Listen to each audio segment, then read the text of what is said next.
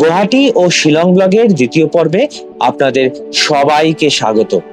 গত পর্বে আমরা হাওড়া স্টেশন থেকে বন্দে ভারত এক্সপ্রেসে চেপে এসে পৌঁছেছিলাম কামাখ্যা জংশনে, আর ঘুরে দেখেছিলাম বিশ্বের সবচেয়ে ছোট নদী দ্বীপের ওপর অবস্থিত রহস্যময় উমানন্দ মন্দির।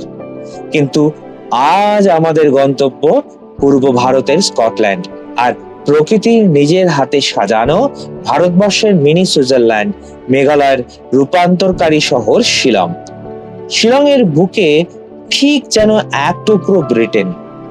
আজ আপনাদের ঘুরিয়ে দেখাবো ব্রিটিশ আমলে তৈরি এক ঐতিহাসিক কাঠের ব্রিজ, যা দাঁড়িয়ে আছে শতাব্দী প্রাচীন ওয়ার্ডস লেকের ওপর। তবে জানেন কি, 1894 বা তার আগে তৈরি হওয়া এই লেকটি কিন্তু কোনো শৌখিনতার জন্য তৈরি হয়নি।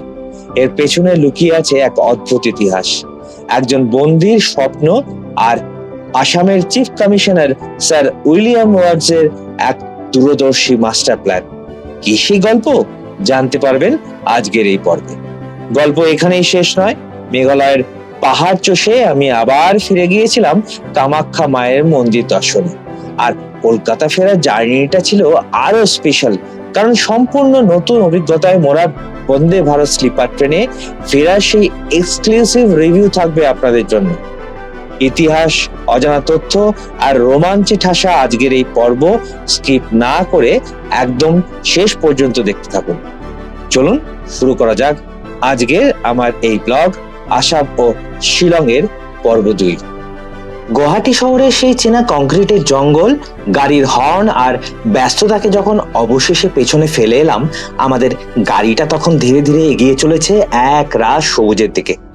জানলার কাঁচটা নামাতেই বাইরের গরম হাওয়াটা এসে গায়ে লাগলো ঠিকই।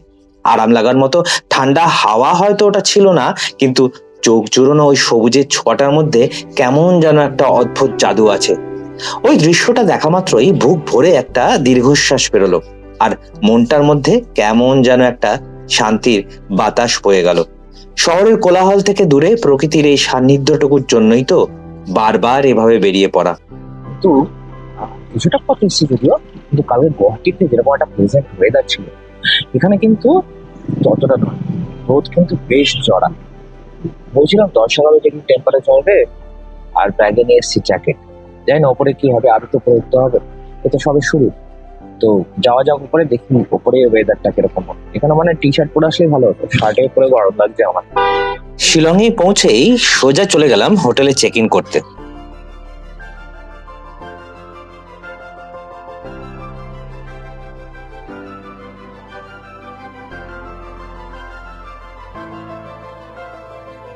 উঠেছি খুব একটা বেসিক হোটেলে, কিন্তু ভাড়া এখানে কিন্তু যথেষ্ট বেশি।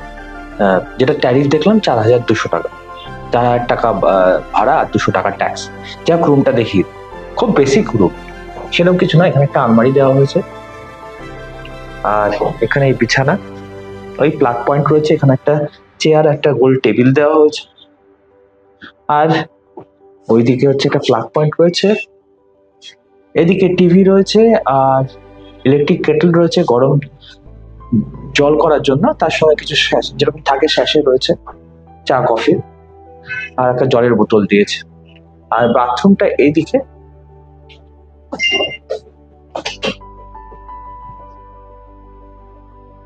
এখানে কমোডটা রয়েছে, একদম মানে খুবই স্পেস কম, আর এমন প্রাইম লোকেশন, এখানে এর থেকে ভালো কিছু আশা করাটাও ঠিক না।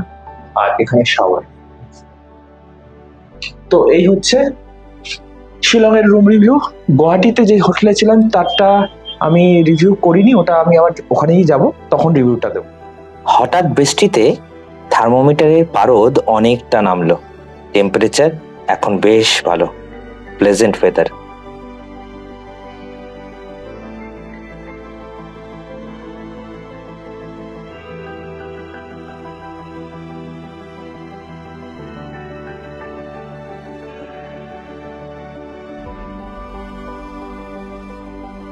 সারাদিন অফিসের কাজে ব্যস্ত থাকায় সেইভাবে কিছুই খাওয়া হয়নি।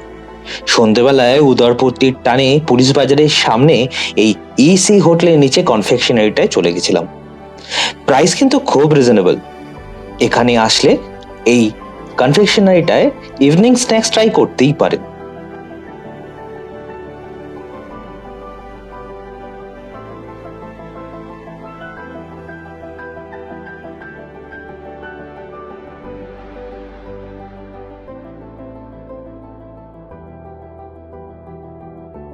পাশেই একটা চায়ের দোকান থেকে এই ঠান্ডায় নিয়ে নিয়েছিলাম 1 কাপ চা আর ভেজিটেবল কাটলেট। হঠাৎ বৃষ্টিতে থার্মোমিটারের পারদ 9 ডিগ্রিতে গিয়ে ঠেকেছে। যেখানে সকালবেলা একটা শার্ট গায়ে দিতেও কষ্ট হচ্ছিল, সেখানে এখন জ্যাকেট পরেও বেশ বেগ পেতে হচ্ছে। পাহাড়ে খুব তাড়াতাড়ি সন্ধে নামে আমরা জানি, কিন্তু প্রচন্ড ঠান্ডা ও বৃষ্টিতে সেই সময়টা যেন আরো ত্বরান্বিত করেছে। আর বেশি দেরি না করে রাত্রে তাড়াতাড়ি ডিনার করে শুয়ে পড়লাম। Good morning. আজকে চেষ্টা করব যে এখানকার যে সাইট সিং, কালকে তো লোকাল মার্কেটটা বললাম, তা লোকাল কিছু সাইট সিং আছে কালকে জেনেছি, তো সেগুলো আমরা যাব। তো এখন ব্রেকফাস্ট করতে যাচ্ছি, ব্রেকফাস্টটা দেখিয়ে দিচ্ছি। তারপর আমার নিজের একটু কাজ আছে, সেটা নিজের কাজ বলছি মানে অফিসের কাজ আছে, অফিসের কাজগুলো শেষ করবো, করে তারপরে যদি সময় পাই তাহলে একটু সাইট সিং করবো আশেপাশে ছোটোখাটো কিছু। চলুন যাওয়া যাক। মানে আপনারা আসলে একদিনে এখানে বেশ কিছু জায়গা ঘুরতে পারবেন, সেরকম কিছু জায়গা। চলুন তাহলে ব্রেকফাস্টটা করা যায়।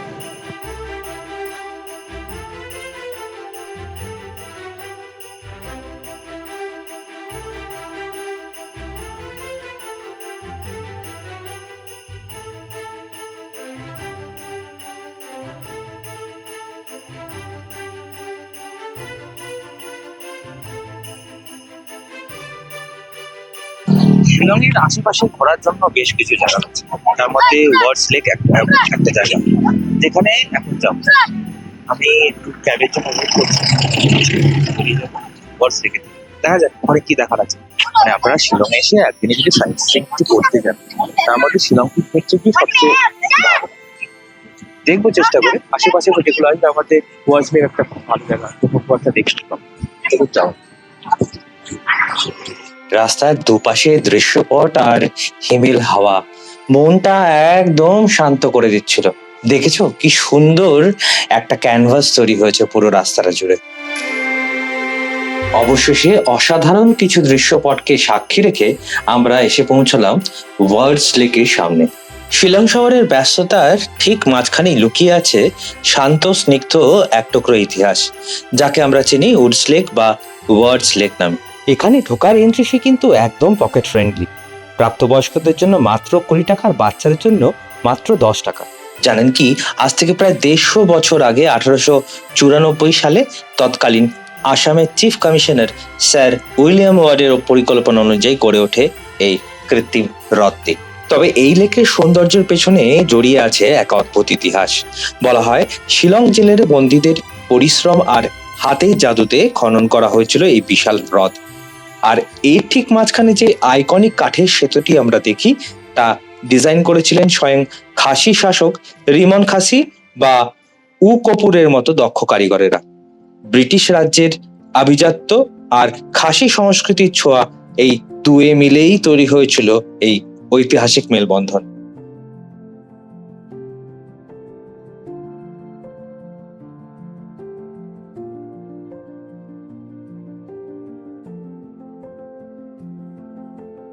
মেন গেট দিয়ে ভেতরে ঢুকে লেকের ঠিক অপোজিট সাইডেই রয়েছে ক্যাফেটেরিয়াটা। এখানে চা, কফি, ম্যাগি, স্যান্ডউইচ, বিভিন্ন ধরনের খাবার পাওয়া যায়। এখানে এসে খিদে পেয়ে গেলে এই জায়গাটা থেকে খাবার কিন্তু ট্রাই করতেই পারেন। এখানে আসলে আপনারা প্যাডেল বোটে পুরো লেকটা ঘুরতে পারেন। সাধারণত 150 থেকে 300 টাকা নেওয়া হয় এই প্যাডেল বোটের জন্য। 25 থেকে 45 মিনিটের জন্য এই ভাড়া চার্জ করা হয়।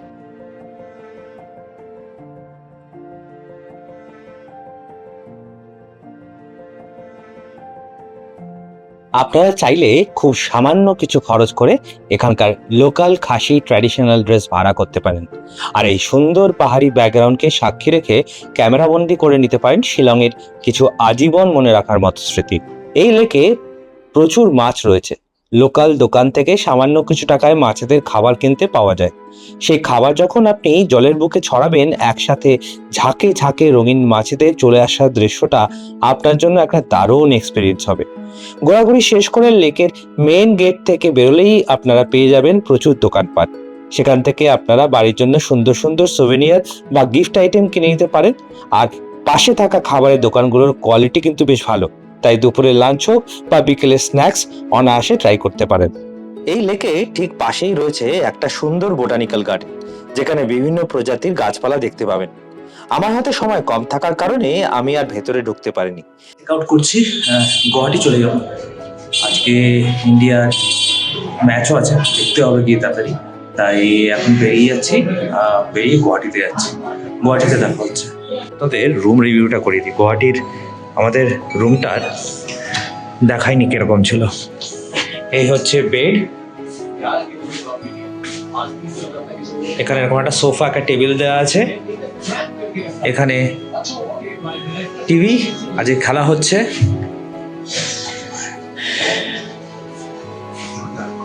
এখানে এরকম একটা টেবিল স্পেস দিয়েছে, কম্পিউটারে কাজ যারা করতে চান এখানে বেশি কাজ করতে পারেন। ওয়াইফাই কিন্তু বেশ ভালো স্ট্রং। বেড সাইড সুইচ দেওয়া আছে, এদিকে একটা আর ওদিকে আছে আর একটা সুইচ। এই যে এসি দেওয়া আছে, এখানে একটা আলমারি আছে। এই আলমারিতে আপনারা বেশ বড় জামা কাপড় রাখতে পারেন, আমি রেখে দিয়েছি অলরেডি।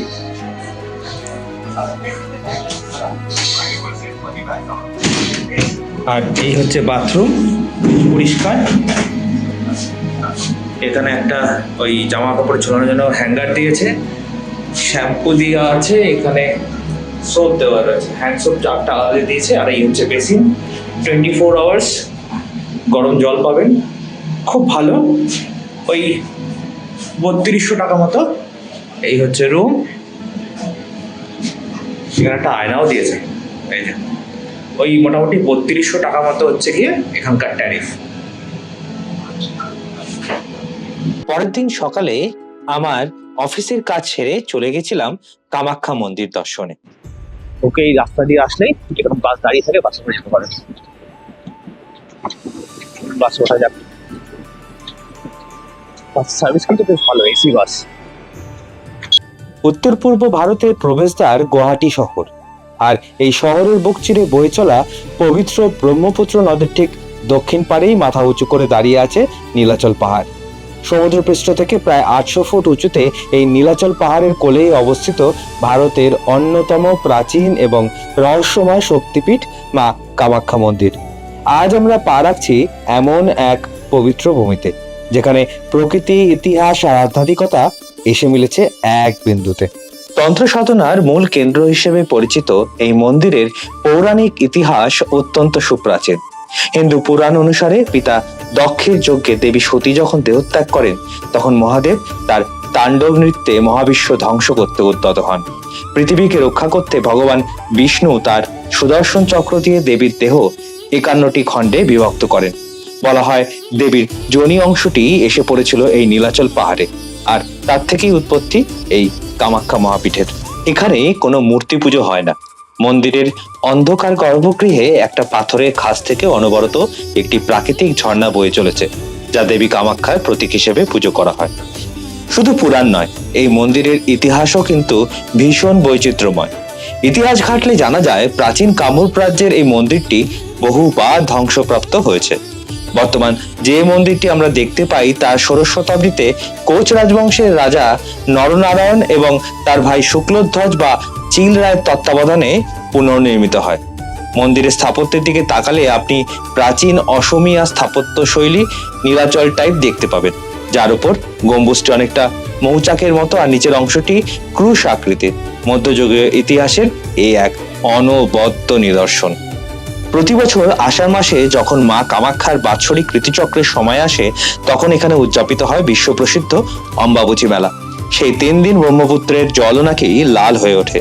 আপনি যদি গুয়াহাটি আসেন, তবে নীলাচল পাহাড়ের এই পবিত্র হাওয়া গায়ে মাখতে আর 1500 বছরের পুরনো এই ইতিহাস ও রহস্যের সাক্ষী হতে মা কামাখ্যার দরবারে আসতে কিন্তু একদম ভুলবেন না। মা কামাখ্যার দর্শনে আসার আগে মন্দিরের সঠিক সময়ে জেনে নেওয়া কিন্তু সবচেয়ে জরুরি। সাধারণ দিনে মন্দির সকাল 5:30টায় খুলে দেওয়া হয় এবং স্নান ও নিত্য পুজোর পর সকাল 8টা থেকে ভক্তদের জন্য গর্ভগৃহের দরজা খুলে যায়। দুপুরে মায়ের ভোগের জন্য দুপুর 1টা থেকে বিকেল 3:30 পর্যন্ত গর্ভগৃহ বন্ধ থাকে। তারপর বিকেল 3:30 আবার দরজা খোলে এবং সন্ধ্যা আরতির পর রাত 8টায় মন্দিরের দ্বার বন্ধ হয়। সাধারণ লাইনে দাঁড়ালে গর্ভগৃহে পৌঁছাতে অনেক সময় লেগে যায়, 3 থেকে 5 ঘন্টাও লেগে যেতে পারে।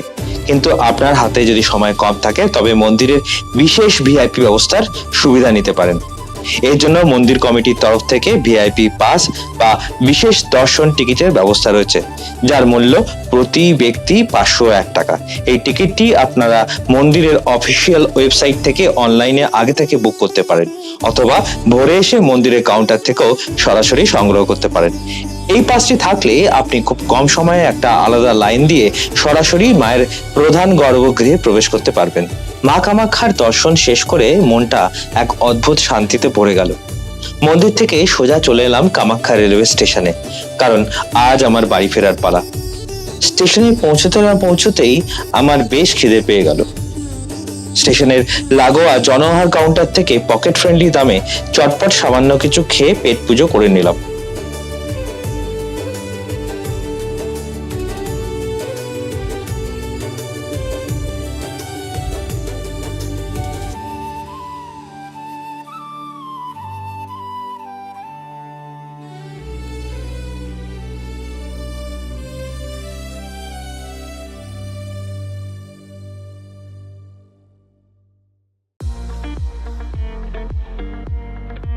বন্দে ভারতে কামাখ্যা থেকে ফেরার সময় কিন্তু ননভেজ সার্ভ করছে, আমি কিন্তু চিকেন পেয়েছিলাম। হাওড়া স্টেশন চলে এসেছি, বাদে যাবো, ক্যাব নেবো, নিয়ে সোজা বাড়ি। অনেকদিন পর বাড়ি ফিরে বেশ ভালো লাগে। প্রায় 1 সপ্তাহ আমি বাইরে বাড়ি যাচ্ছি, বেশ মজা লাগে। বাইরে ওটাই খাবার খাই না, ভালো খাবার খাই না, বাড়ি ডাল ভাত ওটাই বেস্ট। চলো বাড়ি যাওয়া যাক, আর 10টা এখানে শেষ করছি। ম্যাক্সিমাম